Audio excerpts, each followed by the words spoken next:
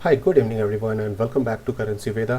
तो आप देख सकते हैं मैंने यूएसडी आईएनआर का 29 ऑफ अगस्त के फ्यूचर का चार्ट लिया, प्लस जो यहाँ पे टाइम फ्रेम मैं यूज़ कर रहा हूँ ये वीकली टाइम फ्रेम है।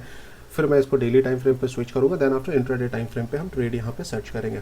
तो आप देख सकते हैं कि यहाँ पे जो प्राइस है वो कंटिन्यूसली स्क्वीज कर रहा है और जो लो है वो कंटिन्यूसली ऊपर को शिफ्ट होता जा रहा है। और यहाँ आपको एक डबल बॉटम टाइप का एक बहुत अच्छा कंसोलिडेशन देखने को मिलेगा, प्लस यहाँ पे एक डबल बॉटम टाइप का फॉर्मेशन भी आपको देखने को मिलेगा। तो अगर ये ब्रेकआउट देता है तो फिर एक बहुत अच्छा मोमेंटम हमें ऊपर के साइड को देखने को मिल सकता है। बट जो बेस्ट सिनेरियो ये होगा कि अगर मान लीजिए यहाँ पे एक हॉल्ट कैंडल बनता है, मान एक हफ्ता यहाँ पे और वेट करता है, एक हॉल्ट कैंडल बनाता है और फिर अगर ब्रेकआउट आता है तो फिर हमें एक बहुत ही अच्छा मोमेंटम यहाँ पे देखने को मिल सकता है। तो ऐसा मैं एक्सपेक्ट कर रहा हूँ। मुझे ऐसा लगता है कि अगर यहाँ पे एक हॉल्ट कैंडल बने देन आफ्टर ब्रेकआउट हो तो फिर वो ब्रेकआउट में हमें बहुत अच्छा मोमेंटम पोजिशनल टारगेट यहाँ पे लगभग लगभग 50-60 पैसे का देखने को मिल सकता है।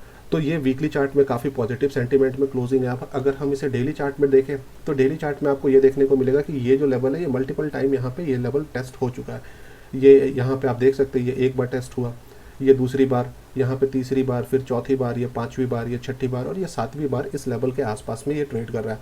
तो अगर ये ब्रेकआउट आता है तो ये वीकली चार्ट को भी कंफर्म कर रहा है कि अगर ब्रेकआउट आता है तो बहुत ही अच्छा मोमेंटम देखने को मिल सकता है। बट एक चीज़ मुझे यहाँ पे ये लग रहा है कि ये पिछले 8 दिन से कंटिन्यूसली 8 दिन 9 दिन से कंटिन्यूसली मोमेंटम कर रहा है। तो यहाँ पे अगर ये हॉवर करता है देन आफ्टर अगर ब्रेकआउट देता है तो फिर हमें तो मैं ज़्यादा कन्विंस होऊंगा इस ब्रेकआउट से कि यहाँ पे प्राइस ने आके थोड़ा हॉल्ट किया, यहाँ पे बायर्स और सेलर्स थोड़ा और एक्यूमुलेट होंगे, देन आफ्टर ये कंटिन्यूसली मोमेंटम में ऊपर जा सकता है, एक कंटिन्यू वीक जा सकता है।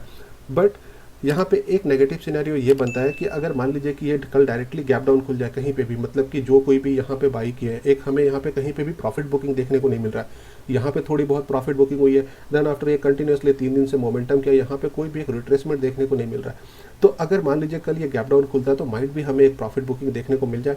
और जो प्रॉफिट बुकिंग अगर देखने को मिलती है तो इट मीन्स कि जो हम यहाँ पे एंटिसिपेट कर रहे हैं कि हमें यहाँ पे ये हॉवर करता दिखे, एक दिन 2 दिन फ्रेश बायर्स यहाँ पे ऐड हो गए तो फिर ये फॉलो थ्रू में जाएगा। तो अगर इसे ब्रेकआउट देना है तो या तो ये गैप अप खुल जाए, गैप अप खुलने के बाद फिर कंटिन्यूएशन में आ जाए, या फिर फ्लैट खुल के अगर ऊपर निकल जाए तो फिर हम ट्रेंड के साथ हम ट्रेड लेना यहाँ प्रेफर करेंगे। तो ये हमें डेली टाइम फ्रेम पे दिख रहा है, बट ये गैप डाउन नहीं खुलना चाहिए। अगर गैप डाउन खुलता है तो फिर हमें शायद एक सेलिंग प्रेशर देखने को, यहाँ पे प्रॉफिट बुकिंग देखने को मिल जाए। अगर हम इसे 15 मिनट के टाइम फ्रेम पे देखें तो आप देखेंगे कि जो अभी तक मूव आ रहा था ये कंटिन्यूसली फास्ट आ रहा था, बट यहाँ पे अगर आप देखेंगे तो ये मूव थोड़ा स्लो आ रहा है और यहाँ एक हमें स्टिफ ट्रेंड लाइन भी आता हुआ दिख रहा है। तो कल अगर मान लीजिए ये ट्रेंड लाइन को ब्रेक करता है तो बहुत बड़ा नहीं है ये ट्रेंड लाइन, अगर ये ट्रेंड लाइन को ब्रेक करता है, अगर फ्लैट खुलता है इसके बाद इसको ब्रेक करता है तो शायद हमें एक सेलिंग प्रेशर देखने को मिले। तो इनिशियल स्टेज में हम यहाँ पे शॉर्ट नहीं करेंगे। अगर ये नीचे आता है देन आफ्टर ये वापस से ट्रेंड लाइन को रीटेस्ट करके फिर ब्रेक डाउन देता है तो फिर हम यहाँ पे स्विंग के ब्रेक डाउन पे शॉर्ट करेंगे, एल्स हम शॉर्ट को अवॉइड करेंगे। बट अगर ये फ्लैट खुल के ऊपर को निकलता है तो हम ट्रेंड के साथ ऊपर के साइड का ट्रेड लेंगे, 5 पैसे का स्टॉप लॉस रखेंगे और 1:2 के लिए हम प्लान करेंगे। एंड मेक श्योर कि कंटिन्यूसली 15 मिनट के टाइम फ्रेम पे हम इस स्टॉप लॉस को ट्रेल करते चलेंगे कि हम मैक्सिमम प्रॉफिट को कैपिटलाइज कर सकें। क्योंकि अगर आप यहाँ चार्ट पे देखेंगे तो आप ये देखेंगे कि प्रीवियस कोई भी जो लो बन रहा है वो ब्रेक नहीं हो रहा है। तो इट मीन्स कि यहाँ पे बायर्स बहुत ज़्यादा डोमिनेट कर रहे हैं, कोई भी जो लो है वो ब्रेक नहीं हो रहा है। तो अगर ये ऊपर निकलता है तो हम जो भी स्विंग पे अगर हम स्टॉप लॉस डालते चलेंगे तो ये ट्रेंड को हम कंटिन्यूसली चेज कर पाएंगे। तो यहाँ पे क्या है कि कोई भी स्विंग ब्रेक नहीं हो रहा है तो स्टॉप लॉस लगने के चांसेस बहुत ज़्यादा कम है। तो हम 15 मिनट के टाइम फ्रेम पे प्राइस एक्शन पे स्टॉप लॉस को कंटिन्यूसली ट्रेल करते चलेंगे। चलिए अगर हम नेक्स्ट करेंसी पेयर की बात करें तो जेपीवाई मुझे बहुत अच्छा लग रहा है चार्ट पे। अगर जेपीवाई को हम यहाँ वीकली टाइम फ्रेम पे देखें तो यहाँ आपको देखने को मिलेगा एक शार्प सेलिंग के बाद यहाँ से कंटिन्यूसली सेलिंग प्रेशर में था आपका 2020 से। देन यहाँ आने के बाद प्राइस हॉल्ट किया, प्राइस हॉल्ट करने के बाद यहाँ पे एक पैटर्न बनता हुआ दिख रहा है। अगर हम इस पैटर्न को देखें वीकली टाइम फ्रेम पे तो आपको दिखेगा ये 1 बना, ये वेव 2 बना और देन आफ्टर ये आपका ए बी और सी के पैटर्न में ये आया। इट मीन्स कि यहाँ पे कहीं ना कहीं आपको ये वेव ए का फॉर्मेशन देखने को मिलेगा वीकली टाइम फ्रेम पे।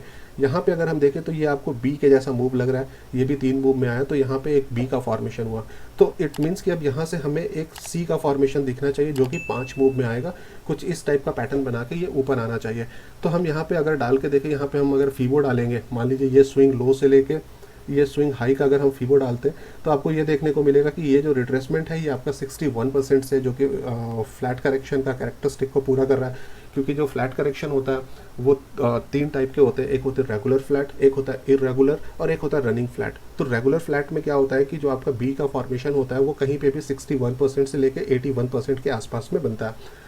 जो आपका इरेगुलर फ्लैट होता है जिसको हम स्ट्रॉन्ग बी भी कहते हैं, तो उसमें जो बी का फॉर्मेशन होता है वो 111% के आसपास में बनता है, जो यूएसडी आईएनआर के केस में 1 घंटे के टाइम फ्रेम पे आपको देखने को मिलेगा। हम यहाँ पे देखेंगे तो ये एक रेगुलर फ्लैट का कैरेक्टरिस्टिक वीकली चार्ट में देखने को मिल रहा है, प्लस ये 61% के लेवल पे सपोर्ट ले रहा है। आप देखेंगे कि यहाँ पे ये डिसाइसिवली क्लोज नहीं कर पा रहा है। इस लास्ट वीक यहाँ क्लोज किया, नेक्स्ट वीक में एक अच्छा मोमेंटम आ गया, इस वीक में वापस से यहाँ 61% पे बाइंग देखने को मिला। तो इट मीन्स कि हमें एक यहाँ पॉजिटिव सिनेरियो देखने को मिल रहा है। तो जब तक ये स्विंग को ब्रेक नहीं करता जेपीवाई में कोई भी शॉर्ट का ट्रेड हम यहाँ पे नहीं देखेंगे। तो वीकली कैंडल के हिसाब से जेपीवाई में हमें कोई भी शॉर्ट का ट्रेड देखने को नहीं मिल रहा है।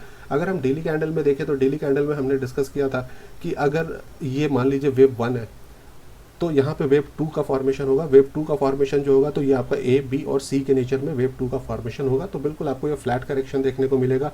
ये फ्लैट करेक्शन यहाँ पे ए का जो लेंथ है वो आपके सी के लेंथ से इक्विवेलेंट है, और प्लस जो रिट्रेसमेंट है ये आपका लगभग 100% के आसपास से ये रिट्रेसमेंट है। तो हमें यहाँ पे डेली चार्ट में भी देखने को मिल रहा है कि यहाँ पे वेव सेकंड का फॉर्मेशन हो रहा है। तो हो सकता है कि अब यहाँ से वेव थर्ड का फॉर्मेशन हो। तो वेव थर्ड का फॉर्मेशन कैसा होगा, तो हमें यहाँ पे 5 मूव देखने को मिलेगा, 1 2 3 4 5, ये डेली टाइम फ्रेम पे देखने को मिलेगा। बट जनरली होता क्या है कि जो भी वेव का जो पैटर्न जो डेली या फिर बड़े टाइम फ्रेम पे बनता है वो सेम पैटर्न आपको छोटे टाइम फ्रेम पे ज़रूर देखने को मिलेगा। तो अगर हम 15 मिनट के टाइम फ्रेम पे चले और यहाँ पे देखें तो आपको देखने को मिलेगा कि इस जगह हमें, अगर मान लीजिए हम इसे ए का यहाँ से 15 मिनट के टाइम फ्रेम पे देखें तो अगर ये ए का फॉर्मेशन हुआ जो कि 3 मूव में आया, ये बी का फॉर्मेशन ये भी आपको 3 मूव में दिखेगा, और ये सी का फॉर्मेशन हुआ तो सी का फॉर्मेशन में आपको ये देखने को मिलेगा ये वेव 1 2, ये वेव आपका 3 ए बी सी करेक्शन हुआ, तो ये वेव 4, और देन आफ्टर ये वेव 5th का फॉर्मेशन यहाँ पे हुआ। तो हमें ये सारे पैटर्न को जस्टिफाई कर रहा है क्योंकि हमें एक छोटे टाइम फ्रेम पे यहाँ पे 5 मूव का पैटर्न देखने को मिल रहा है। इट मीन्स कि ये जस्टिफाई कर रहा है कि हाँ ऐसा हो सकता है कि अब ये बड़े टाइम फ्रेम पे मीन्स लाइक 75 मिनट के टाइम फ्रेम पे या फिर 1 आवर के टाइम फ्रेम पे हमें ये पैटर्न देखने को मिले 1 2 3 4 5।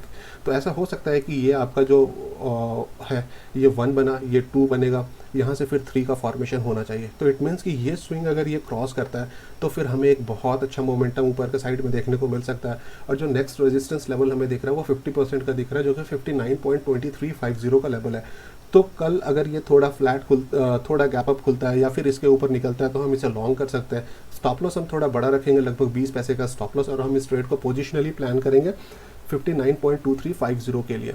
तो जेपीवाई में हमारे पास सिर्फ लॉन्ग का ट्रेड दिख रहा है, शॉर्ट का कोई अपॉर्चुनिटी यहाँ पे दिख नहीं रहा है। तो यहाँ पे अगर हम 15 मिनट के टाइम फ्रेम पे देखें तो आपको 2 चीज़ दिखेगा जो कि बहुत कंजर्वेटिव ट्रेडर है। मैंने लास्ट टाइम पे डिस्कस किया था कि अगर ये इसके ऊपर निकलता है तो हम लॉन्ग करेंगे। तो जो बहुत कंजर्वेटिव ट्रेडर है वो इस स्विंग के ब्रेकआउट के बाद ही लॉन्ग करेंगे। बट जो अग्रेसिव ट्रेडर है वो यहाँ पे देख सकते हैं, आपको एक ट्रेंड लाइन आता हुआ दिखेगा। तो कल अगर ये फ्लैट खुलता है, ट्रेंड लाइन का ब्रेकआउट होता है, तो हम ये इंट्राडे में इस छोटे से स्टॉप लॉस से लॉन्ग कर सकते हैं और 1:2 के लिए हम प्लान कर सकते हैं। तो इंट्राडे का हमारा ये ट्रेडिंग स्ट्रैटेजी हो गया, और मैंने पोजिशनली के लिए आपको बताया कि हम किस टाइप से ट्रेड यहाँ पे प्लान करेंगे। आई होप आपको ये वीडियो पसंद आया। वीडियो पसंद आया तो वीडियो को लाइक कीजिए, चैनल को सब्सक्राइब कीजिए, वीडियो को ज़्यादा से ज़्यादा शेयर कीजिए। Thanks for watching, keep learning and keep earning.